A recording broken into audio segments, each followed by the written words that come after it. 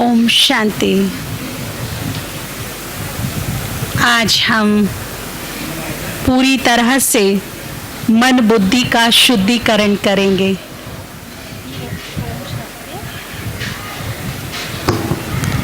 ఓం శాంతి। ఈరోజు మనం పూర్తిగా మనసు బుద్ధిని శుద్ధి చేసుకోవాలి అంటున్నారు।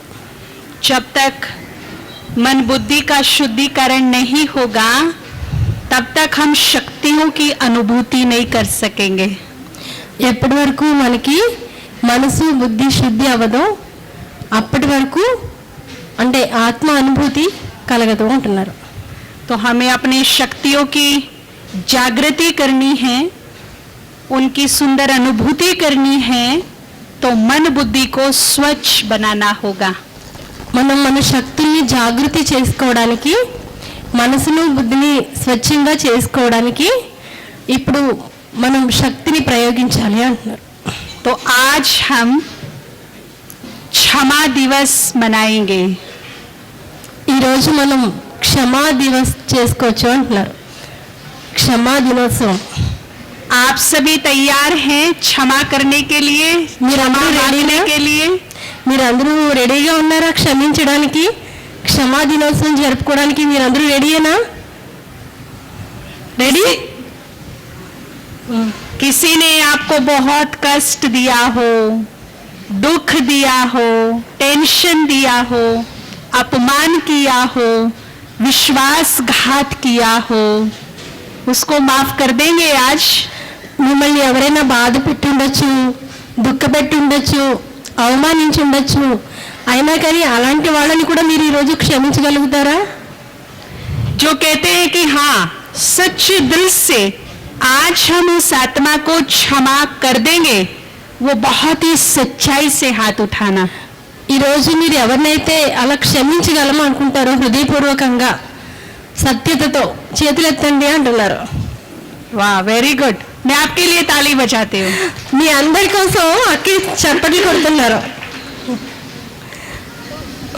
तो देखिए, कहते ये संसार सुख और दुख का खेल है।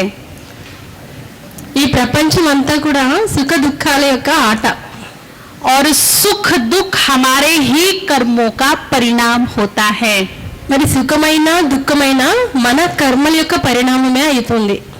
हम जब कोई भी कर्म करते हैं, अच्छा या बुरा, మనం మంచి కర్మ చేసినా చెడు కర్మ చేసినా ఏ కర్మ చేసినా उसका इफेक्ट आत्माओं पर, प्रकृति पर और हम पर पड़ता है। దాని ప్రభావము మన పైన, ప్రకృతి పైన, అలాగే శరీరం పైన కూడా పడుతుంది। और मैं आत्मा भी अविनाशी हूँ, अदर पर्सन जो है वो भी आत्माएं हैं, वो भी अविनाशी हैं, प्रकृति भी अविनाशी है, इसीलिए कर्मों का जो प्रभाव है वो भी अविनाशी है। మనం ఆత్మ అవినాశి, అలాగే వారు ఆ ఆత్మ కూడా అవినాశి, ప్రకృతి కూడా అవినాశి, కాబట్టి మనం ఏ కర్మ చేసినా దాని ప్రభావము ఈ మూడింటి మీద పడుతుంది। इसको केवल हम योग बल से ही विनाश कर सकते हैं। దానిని కేవలం మనం యోగ బలంతోనే వినాశనం చేయగలుగుతాం। देखिए, कुछ ब्राह्मणों का भी आजकल प्रॉब्लम है। हम पुरुषार्थ करना चाहते हैं परंतु ये परिस्थिति है, ये समस्या है, ये बीमारी है, परिवार में समस्या, कारोबार में समस्या, समस्या ही समस्या। ఇప్పుడు మనం బ్రాహ్మణులను చూసినట్లయితే ఎక్కడ చూసినా సరే సమస్యలే సమస్యలు, అంటే ఇంట్లో సమస్యలు, కార్య వ్యవహారాల్లో సమస్యలు, ఫ్యామిలీలో సమస్యలు, అన్ని సమస్యలు కనిపిస్తున్నాయి। तो एक तो ये बात समझनी है कि हम सृष्टि चक्र के उस छोर पर आ गए, उस किनारे पर आ गए हैं जहां हर आत्मा को अपना कार्मिक अकाउंट्स जन्म जन्म का क्लियर करना ही होगा। ఇప్పుడు మనం అర్థం చేసుకోవాల్సింది ఏంటంటే మనం ఈ డ్రామాలో కూడా ఇంకా చర్మ దశకు చేరుకున్నాము కాబట్టి ఇప్పుడు కంపల్సరీగా ఇంకా అన్ని క్లియర్ చేసేసుకోవాలి। అన్ని కర్మల ఖాతాలని అన్నింటినీ కూడా ఇప్పుడు పూర్తి చేసేసుకునే వెళ్ళవలసిందే అంటున్నారు। चाहे वो बाबा के बच्चे हैं या बाबा के बच्चे नहीं हैं, सबको ही कार्मिक अकाउंट्स क्लियर करना होगा और वो टाइम अभी चल रहा है। బాబా పిల్లలు కావచ్చు, బయట వాళ్ళు కావచ్చు, ఎవరైనా సరే ఇంక ఇప్పుడు పూర్తి చేసుకుని వెళ్ళవలసిందే. इसीलिए इस टाइम को मैं एक्सेप्ट कर लूं, स्वीकार कर लूं, जो कुछ हो रहा है उसे हंसते हंसते स्वीकार करूं। అందుచేత మీరు ఇప్పుడు ఉన్నటువంటి సమయాన్ని మనస్పూర్వకంగా స్వీకరించవలసిందే.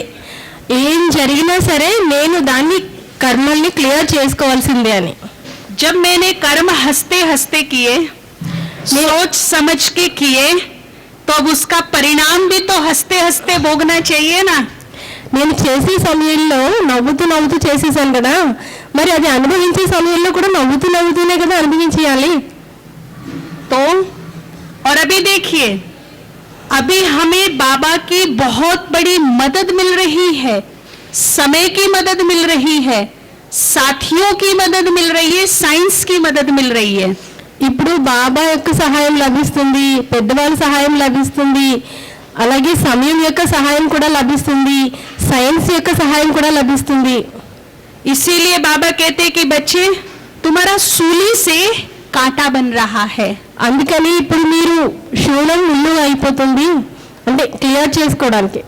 आगे आने वाला समय ऐसा होगा कि वो सूली से भी भयंकर भोगना होगा। ముందు ముందు సమయం ఎలాంటిది రాబోతుంది అంటే ఇప్పుడైతే శూలమే, అప్పుడు ఇంకా చాలా భయంకరమైన రూపంలో వస్తుందంట. ఆ విషయాన్ని క్లియర్ చేసుకోవడానికి. आज देखिए मेरे सर में पेन हो जाए, मेरे स्टमक में पेन हो जाए, है ना, तो मैं फटाफट मेडिसिन ले लेती हूँ। मेडिसिन उपलब्ध है, डॉक्टर है, साथी है मुझे एक गिलास पानी देने के लिए, बाबा है मुझे शक्ति देने के लिए, सब कुछ है आज मेरे पास। మనకి తలనొప్పి వచ్చినా, కడుపులో నొప్పి వచ్చినా ఈ రోజుల్లో మందులు ఉన్నాయి, మంచినీళ్ళు ఇవ్వడానికి పక్కన సాతీలు ఉన్నారు, శక్తిని ఇవ్వడానికి బాబా ఉన్నారు. కానీ ముందు ముందు ఇవేమీ ఉండవు. तो मैं इस टाइम का शुक्रिया करूँ ना, बाबा का शुक्रिया करना चाहिए ना मुझे। కాబట్టి టైంకి కూడా మనం ధన్యవాదాలు చెప్పాలి, బాబాకి కూడా ధన్యవాదాలు చెప్పాలి కదా. और आगे आने वाला टाइम कैसा होगा उसकी रिहर्सल बाबा ने कई बार दिखाई है। अभी पीछे नेपाल में भूकंप आया था लास्ट ईयर। ఇప్పుడు రాబోయే సమయం ఎలా ఉంటుంది అనే దాన్ని కూడా మనం రిహార్సల్స్ చూస్తున్నాం. మొన్న చూసాం కదా, నేపాల్లో భూకంపం జరిగింది పెద్దది, అలాంటివన్నీ కూడా మనం చూస్తూనే ఉన్నాం కదా. उसमें जिन्होंने शरीर छोड़ दिया वो छूट गए, लेकिन जो मलबे में दबे हुए थे और जो 15-15 दिन से अंदर थे, निकल नहीं रहे थे बाहर, कोई उन तक सुविधा नहीं पहुंच रही थी, उनका हाल बताइए क्या होगा। వెంటనే చనిపోయిన వాళ్ళ పరిస్థితి పర్వాలేదు, కానీ చాలా మంది భూమి లోపల ఉండిపోయి 15 రోజులు 20 రోజులు కూడా బతికి ఉన్న వాళ్ళ పరిస్థితి ఏంటి, ఎలా ఉంటుందో ఒకసారి ఊహించుకోండి అంటున్నారు. उनके सर पर चोट भी लगी होगी, पाँव भी टूटा होगा, हाथ यदि ऐसा है तो 15 डेज तक ऐसा ही है, वो चिल्लाए भी होंगे, उन्होंने हेल्प भी मांगी होगी, लेकिन कुछ नहीं मिला उनको। కాళ్ళు ఇరిగిపోయిన వాళ్ళు ఉంటారు, తల పగిలిపోయిన వాళ్ళు ఉంటారు, చేతులు ఎలా ఉన్న వాళ్ళు అగి ఉండిపోతాయి, తీసేవాళ్ళు ఉండరు, అప్పుడు ఎవరి హెల్ప్ కూడా లభించదు, అప్పుడు ఎలాంటి పరిస్థితి ఉంటుందో చూడండి అంటున్నారు. तो कौन सा कर्म भोग चुक्त करना अच्छा है, वो या ये? ఇప్పుడు ఎలాంటి కర్మలు మనం చుక్తు చేసుకోవాలి, అలాంటి కర్మలు చుక్తు చేసుకోవాలా, పూర్తి చేసుకోవాలా, ఇప్పుడు నవ్వుతూ నవ్వుతూ పూర్తి చేసుకోవాలా అని అడుగుతున్నారు.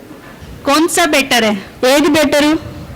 इसीलिए दिल शिकस्त नहीं बनो, हंसते हंसते हम परिणाम भोगेंगे, क्योंकि कर्म हमने हंसते हंसते किए हैं। అందుకని ఏది బెటరో మీరే ఆలోచించుకోండి. మనం చేసే సమయంలో నవ్వుతూ నవ్వుతూ చేసేసాం కదా, అనుభవించే సమయంలో కూడా నవ్వుతూ నవ్వుతూనే ఇప్పుడు అనుభవించేయాలి, అది సమయం అది నడుస్తుంది అంటున్నారు. और जब हम हंसते हंसते किसी कर्म भोग को एक्सेप्ट करते हैं तो वो आधा रह जाता है, इजीली पास हो जाता है। ఇప్పుడు ఒకవేళ మనం కనుక దాన్ని యాక్సెప్ట్ చేసామనుకోండి, ఇది నా కర్మ ఫలమే అని, అది సగం అవుతుంది, అంటే పూర్తిగా అనుభవించవలసిన అవసరం ఉండదు. तो मैंने बोला कि हमारे कर्मों का प्रभाव मुझ पर, प्रकृति पर और आत्माओं पर पड़ता है। నా కర్మల యొక్క ఫలమే నా పైన, అందరిపైన, ప్రకృతి పైన కూడా పడుతుంది. तो जो अच्छे कर्म किए उनकी तो बहुत अच्छी बात है, उनसे मुझे सहयोग मिल रहा है, प्रेम मिल रहा है, सम्मान मिल रहा है। అలాగే మరి మంచి కర్మలు చేసి దాని ప్రభావం కూడా వాటి మీద పడుతుంది కదా, అందరి సహాయం లభిస్తుంది, అందరి ప్రేమ లభిస్తుంది, భగవంతుడి యొక్క ప్రేమ కూడా లభిస్తుంది। और जिनके साथ मेरे कार्मिक अकाउंट नेगेटिव रहे उसे मुझे क्या मिल रहा है? ఒకవేళ మనం చేసినటువంటి కర్మల ఖాతాలు నెగిటివ్ గా ఉండిపోతే మరి దాని ఖాతా ఎలా ఉంటుంది అనుభవించడానికి? उनसे मुझे गुस्सा मिल रहा है, नफरत मिल रही है, ईर्ष्या मिल रही है, लैग पुलिंग हो रही है, उनसे सब कुछ नेगेटिव मिल रहा है। మన మనసు ఇంకా నెగిటివ్ లోకి వెళ్ళిపోయింది అనుకోండి, ఈ కర్మ నాకే ఎందుకు వచ్చింది అని, అప్పుడు ఇంకా అన్ని దాని ఎఫెక్ట్ ఎలా ఉంటుందంటే నెగిటివ్ గానే ఉంటుంది, అన్ని వైపుల నుంచి నెగిటివ్ వస్తుంది అప్పుడు। तो हमारे जीवन में चलते चलते जो विघ्न आ जाते हैं, समस्याएं आ जाती हैं, मन में टेंशन आ जाता है, भय आ जाता है, उसका कारण हमारे कार्मिक अकाउंट से, चाहे वो इस जन्म से रिलेटेड है या पूर्व जन्मों से रिलेटेड है। ఇప్పుడు మనం ఏవైతే అనుభవిస్తున్నామో టెన్షన్లు, భయాలు, రోగాలు, సమస్యలు అన్నీ కూడా మనం చేసుకున్నటువంటి కర్మలు ఈ జన్మలో కావచ్చు, లేదంటే అనేక జన్మల కర్మల ఖాతాలు కావచ్చు, కానీ అవన్నీ కూడా మనం చేసినవే। और ये प्रॉब्लम्स मेरे जीवन को बाधित करती है, मेरी खुशी को नष्ट करती है, और सबसे बड़ी बात कि मेरे जीवन में विघ्न ही विघ्न आते रहते हैं, मैं सुख में जीवन का अनुभव नहीं कर पाती हूँ। ఇవన్నీ కూడా మన కర్మల ఖాతాల ఫలితంగానే కదా వస్తున్నాయి, మనం నడుస్తూ అంటే ఏవైతే చేసామో అవే కదా అనుభవించాలి। నెగిటివ్ ఎందుకు వస్తుంది, విఘ్నాలు ఎందుకు వస్తున్నాయి అంటే వాటిని మనం నెగిటివ్ గానే చూస్తున్నాం ఇప్పటికీ కూడా। तो आज हम उन आत्माओं से क्षमा याचना करेंगे जिन आत्माओं से मेरे नेगेटिव कार्मिक अकाउंट से, चाहे वो इस जन्म से रिलेटेड है, चाहे वो पूर्व जन्मों से संबंधित हैं। ఎవరితోటైతే మనకి నెగిటివ్ కర్మల ఖాతాలు ఉన్నాయో అవి ఈ జన్మలోవి కావచ్చు, లేక పూర్వ జన్మలోవి కావచ్చు। तैयार करें अपने मन को क्षमा याचना के लिए। వాళ్ళని క్షమించమని అడగడానికి మీరందరూ రెడీగా ఉన్నారా? నెగిటివ్ కర్మల ఖాతాల గురించి అకౌంట్ క్లియర్ చేసుకోవడానికి క్షమ అడగడానికి రెడీగా ఉన్నారా అని అడుగుతున్నారు। आज से मेरी डिक्शनरी में शत्रुओं की संख्या डिलीट हो जाए, मित्रों की संख्या बढ़ जाए। ఈ రోజు నుంచి మీ డిక్షనరీలో శత్రువుల యొక్క సంఖ్య పూర్తిగా డిలీట్ అయిపోవాలి, మిత్రుల యొక్క సంఖ్య పెరిగిపోవాలి। हर विरोधी आज से मेरा सहयोगी बन जाए। ఈ రోజు నుంచి మన యొక్క ప్రతి నెగిటివ్ ఆత్మ కూడా సహయోగి అయిపోవాలి। पॉसिबल है ये? अगर मेरी वृत्ति शुद्ध हो जाएगी, शुभमय हो जाएगी, तो मैं दूसरों की वृत्ति को भी शुद्ध और शुभमय बना सकती हूँ। ఇది సంభవమేనా? ఎవరిని అంటే ముందు మన బుద్ధి, మన మనసు శుద్ధంగా ఉంటేనే మనం ఎవరి మనసునైనా ఎవరి బుద్ధినైనా శుద్ధంగా చేయగలుగుతాం। तो अभी एक दृढ़ संकल्प करके बाबा के पास जाएंगे, ఇప్పుడు దృఢ సంకల్పం करेंगे, बाबा से बात करेंगे कि आज हम क्षमा दिवस मनाएंगे, सबसे माफी मांगेंगे, सबको माफ करेंगे। ఈ రోజు మనం బాబా దగ్గర దృఢ సంకల్పం చేద్దాము, అందరినీ మనల్ని క్షమించమని అడగాలి, అలాగే మనం కూడా అందరినీ క్షమించాలి, ఈ రోజు క్షమా దినోత్సవం జరుపుకోవాలి అంటున్నారు।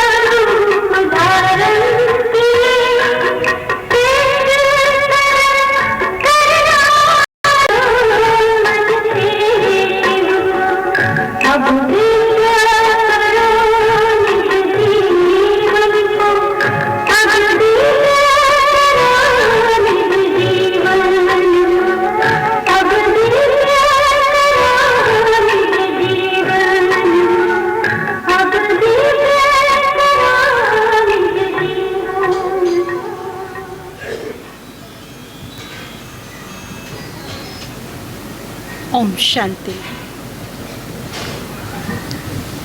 क्षमा मांगने से हमारे कार्मिक अकाउंट्स लाइट हो जाएंगे और हमारा जीवन निर्विघ्न हो जाएगा। మనం క్షమించమని అడగడం వల్ల మన కర్మల ఖాతాలు తగ్గుతాయి, తర్వాత నిర్విఘ్నంగా అవుతామంట. दूसरा, केवल क्षमा से काम नहीं चलेगा। जिन्होंने हमें कष्ट दिया है, तकलीफ दी है, उनको हमें रोज 10-10 दुआओं का दान करना होगा, सुबह शाम। కేవలం క్షమించమని అడిగినంత మాత్రాన పని అయిపోదు. ప్రతిరోజు కూడా వాళ్ళకి మనం 10 అంటే दुआएं। ఆశీర్వాదాలు ఇవ్వాలంట. ప్రతిరోజు ఆశీర్వాదాలు ఇవ్వాలి. बहुत डिफिकल्ट काम है, क्योंकि शत्रु को मित्र बनाना है, कोई इजी वे तो है नहीं। ఇది ఏమైనా కష్టమైన పనా? ఇది చాలా ఈజీ వే కదా, చాలా సహజమైన మార్గం కదా, ఇదేం కష్టం కూడా కాదు అంటున్నారు. देखिए, एक बार 4-5 साल पहले की बात है। अव्यक्त बाप दादा ने कहा कि यदि कोई तुम्हें तंग करे, परेशान करे, तुम्हारा नाम खराब करे, तुम्हें पता है कि आई एम राइट, लेकिन दूसरा मुझे रॉन्ग साबित कर रहा है, मुझ पर इल्जाम लगा रहा है, मेरी टांग खींच रहा है, ऐसी आत्मा के प्रति जो तुम्हारा बुरा कर रहा है, अशुभ चाहता है, तुम्हें बद्दुआएं देता है, आप क्या करोगे उस आत्मा के लिए? 4-5 సంవత్సరాల క్రితం అవ్యక్త బాప్దాదా మురళిలో కూడా చెప్పారు, ఎవరైనా మిమ్మల్ని విసిగిస్తారు, మిమ్మల్ని అందరిలోని అవమానిస్తారు, చాలా బాధపడతారు, ఇంకా చాలా కష్టపడతారు, అలాంటి వాళ్ళ గురించి మీరు ఏమని ఆలోచిస్తారో అని అడిగారు. तो बाबा के माँ वाक्य थे कि आप परमात्म बच्चे, अंडरलाइन, साधारण बच्चे नहीं, परमात्म बच्चों का क्या कर्तव्य है उनके प्रति। అలాంటి వాళ్ళ కోసం మీరు ఏం అండర్లైన్ చేసుకోవాలంటే, నేను పరమాత్మ సంతానాన్ని, నా కర్తవ్యం ఏంటి అది మీరు అండర్లైన్ చేసుకోండి అంటున్నారు. क्या कर्तव्य है कि मैं भी उसको कष्ट दूं, मैं भी उसका नाम खराब करूं, अपमान करूं। వాళ్ళు మనల్ని అవమానించారు, మన పేరు పాడు చేసి ఎలాంటి పని చేశారు, అయితే మనం కూడా అలాగే చేద్దామా మరి అడుగుతున్నారు. परमात्म बच्चों का कर्तव्य क्या है? పరమాత్మ పిల్లల యొక్క కర్తవ్యం ఏంటి? जी, बाबा ने कहा बड़े दिल के बच्चे हो, क्योंकि बड़े बाप के बच्चे हो, इसीलिए क्षमा करके उनके प्रति शुभ भावना रखो। మీరు చాలా పెద్ద తండ్రి పిల్లలు కదా, కాబట్టి వాళ్ళ పట్ల కూడా మీరు శుభ భావన పెట్టుకోండి. और बाबा ने कहा कि केवल तुम शुभ भावना रखो, दुआएं दो, बाकी बाबा बैठा है, बाबा उसे अपने आप देख लेगा। కేవలం మీరు శుభభావన పెట్టుకొని ఆశీర్వాదాలు ఇస్తే మీకోసం ఆలోచించడానికి బాబా ఉన్నారు, ఆయన చూసుకుంటారు. हम मिस्टेक क्या करते हैं? మరి మీరెందుకు తప్పులు చేస్తున్నారు? हम खुद देखना शुरू कर देते हैं, మిమ్మల్ని మీరు చూసుకోవడం మొదలు పెడుతున్నారు. तो बाबा साक्षी हो जाते हैं। అంటే మీరు అలాగే ఎంచారనుకోండి, అప్పుడు సాక్షి అయిపోతారట బాబా. సరే, ఇంక వాళ్ళ గురించి వాళ్ళే చూసుకుంటున్నారు కదా, నేను ఎందుకు ఇంక చూడడం అని. हमारा बाबा वास्तव में हमें जीवन जीने का ज्ञान, कला बताता है। మన అందరికీ బాబా వాస్తవానికి జీవితం జీవించే కళని నేర్పిస్తున్నారు. एक बार, जस्ट एक बार उसके माँ वाक्यों को केवल सुनो ही नहीं, पढ़ो ही नहीं, लेकिन एक बार अप्लाई करके तो देखो लाइफ में। మీరు ఒక్కసారి అంటే ఒక్కసారి మీరు వినడం కాదు, చదవడం కాదు, బాబా చెప్పినటువంటి మహావాక్యాలని అప్లై చేయడం అంటే మన స్వయానికి అనువదించుకోవడం ఒక్కసారి చేసి చూడండి అంటున్నారు. उसके महावाक्यों में दम कितना है, ताकत कितनी है, एक बार एक्सपेरिमेंट तो करो। ఆ మహావాక్యాల్లో ఎంత దమ్ముందో, ఎంత శక్తి ఉందో మీరు ఎక్స్పెరిమెంట్ చేసి చూడండి, ప్రాక్టీస్ చేసి చూడండి అంటున్నారు. हमारी क्या मिस्टेक होती है? हम सुन करके, पढ़ करके छोड़ देते हैं, अप्लाई नहीं करते हैं। అయితే మనం ఏం చేస్తున్నామంటే వింటున్నాము, చదువుకుంటున్నాము, వదిలేస్తున్నాం, అప్లై చేసుకోవడం లేదు. तो बाबा ने कहा कोई तुम्हें बद्दुआ दे, अशुभ सोचे तो आप उसके प्रभाव में आ सकते हो। మనం ఏం చేస్తున్నాం అంటే ఎవరైనా మనల్ని శపించినా లేకపోతే బాధ పెట్టినా వారి ప్రభావంలోకి మనం వచ్చేస్తున్నాం. क्यों आ सकते हैं प्रभाव में? क्योंकि हम कलयुग के साथ साथ चल रहे हैं और कलयुग में 99% नेगेटिविटी है, बैड एनर्जी है। అయితే మనం ఎందుకు ఆ ప్రభావంలోకి వచ్చేస్తున్నామంటే మనం ఉన్నది కలియుగంలో. ఇసిలియే కలియుగంలో 99% 99% నెగిటివిటీ ఉంది కాబట్టి దాని ప్రభావంలోకి మనం వచ్చేస్తున్నాం. इसीलिए हम उसके प्रभाव में आ सकते हैं, परंतु बाबा ने बताया कि उसके प्रभाव से हम कैसे बचें। అయితే ఇప్పుడు బాబా అడుగుతున్నారు ఆ ప్రభావం నుంచి మనల్ని మనం ఎలా రక్షించుకోవాలి. तो बाबा ने बहुत सिंपल उपाय बताया। देखिए कितना बड़ा वैज्ञानिक है हमारा बाबा, उसके प्रभाव को कट करने का उपाय बताया। దాన్ని నుండి మనల్ని మనం రక్షించుకోవడానికి ఒక ఉపాయం చెప్తున్నారు. ఎంత సింపుల్ ఉపాయం చెప్తున్నారంటే बद्दुआ क्या है? जब मेरे मन में किसी के प्रति अशुभ भाव पैदा होते हैं और वो भाव जब शब्दों से बाहर निकलते हैं तो वो बद्दुआ बन जाता है। అంటే శాపం అంటే ఏమీ కాదు, మనకి ఎవరి గురించైనా చెడు ఇంప్రెషన్ ఉందనుకోండి అది నోటి నుంచి మాట్లాడమే శాపం అయిపోతుందంట. और दुआएं क्या है? ఆశీర్వాదాలు అంటే ఏంటి మరి? जब हम किसी के भी प्रति शुभ भाव अपने मन में उत्पन्न करते हैं और जब वो शुभ भाव मुख के द्वारा बाहर निकलते हैं तो वो आशीर्वाद, वो दुआएं बन जाता है। ఎవరి గురించి అయినా మనకి మనసులో చాలా మంచి ఇంప్రెషన్ ఉందనుకోండి అది మనం నోటి ద్వారా వచ్చే శబ్దాల ద్వారా ఉచ్చరిస్తే అది ఆశీర్వాదం అవుతుంది. तो अगर कोई मुझे एक बद्दुआ दे तो बाबा ने कहा उसके प्रभाव से बचने के लिए इमीडिएट उसको 10 आशीर्वाद दो, 10 दुआएं दो। అందుచేత దాని నుండి మనల్ని మనం రక్షించుకోవడానికి మనం ఇప్పుడు వెంటనే చేయాల్సిన పని ఏంటంటే వారికి క్షమించడం ఒకటే కాదు 10 ఆశీర్వాదాలు ఇవ్వాలంట ప్రతిరోజు మన నోటితో ఉచ్చరించాలి. अब देखिए एक तरफ से नेगेटिविटी बद्दुआ 1 गुना रूप में मेरी तरफ आ रही है, ठीक है। इधर से 10 गुना रूप में मैंने पॉजिटिविटी दुआएं आशीर्वाद भेजा तो 1 या 10 किसका प्रभाव ज्यादा होगा? మనకి ఒకవైపు నెగిటివ్ వస్తుంది, ఇటువైపు మనం పాజిటివ్ ఆలోచనలు 10 చేస్తున్నాము, అప్పుడు దేని ప్రభావం ఎక్కువ ఉంటుంది? దేని ప్రభావం ఎక్కువ ఉంటుంది? 10 या 1, 10 या 1? 10 ఎక్కువ 1 ఎక్కువ? 10 का प्रभाव ज्यादा होगा क्योंकि इधर से मैंने 10 गुना में मल्टीप्लाई करके उसको भेजा तो उसकी बैड एनर्जी को मैं नष्ट कर पाऊंगी। అప్పుడు మనకి 10% అంటే 10 రెట్లు ఎక్కువ మనకి ఎప్పుడైతే ఆశీర్వాదాలు వస్తున్నాయి మంచి వస్తుందో అప్పుడు ఈ నెగిటివ్ ఎనర్జీ తగ్గిపోతుంది. कर पाऊंगी ना? చేయగలుగుతారు అది? तो इसीलिए बाबा ने कहा इमीडिएट उसको 10 दुआएं दो। అందుకని వెంటనే ఇప్పుడు మనం చేయాల్సింది ఏంటంటే 10 ఆశీర్వాదాలు ఇవ్వాలి. देखिए अगर कोई आपको अच्छा नहीं समझता, आपको बुरा समझता, ये अच्छा व्यक्ति नहीं है, ऐसा उसका मानना है, అంటే మీరు ఎవరి గురించి అయినా సరే ఇలా ఆలోచిస్తారు కదా వీళ్ళు అసలు నా మాట వినరు ఇంకా వీళ్ళు పట్టించుకోవడం వేస్ట్ అని అనుకుంటాం కదా. आप चुपचाप बिना किसी को बताए उस आत्मा को सुबह शाम अपने सामने इमर्ज कीजिए। అలాంటి వాళ్ళని మీరు ఉదయం సాయంత్రం ఏం చేయాలంటే వారిని మీ ఎదురుగా ఇమర్జ్ చేసుకోవాలి. और उससे अंतरात्मा से हृदय की गहराइयों से दुआएं दीजिए 10 टाइम्स। అలాంటి వారిని మీ ఎదురుగా ఇమర్జ్ చేసుకొని హృదయపూర్వకంగా వారికి 10 ఆశీర్వాదాలు ఇవ్వాలన్నమాట. इसका कल्याण हो, इसका भला हो, शुभ हो, ये सुखी रहे, खुश रहे, इस प्रकार से उसको दुआएं दीजिए। వాళ్ళకి చాలా మంచి జరగాలి, వాళ్ళకి కళ్యాణం జరగాలి, వీళ్ళు ఏది అనుకుంటే అది జరగాలి, అలా మనం వారి గురించి 10 అయినా మంచి ఆలోచనలు చేయాలంట వాళ్ళ సూక్ష్మదేహాన్ని ఎదురుగా ఇమర్జ్ చేసుకొని.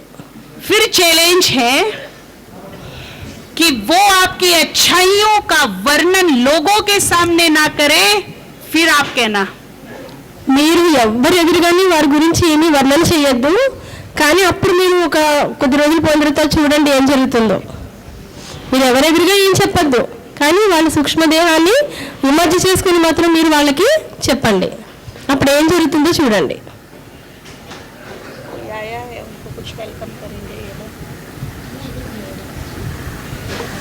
थोड़ी देर के बाद हम कंटिन्यू करेंगे.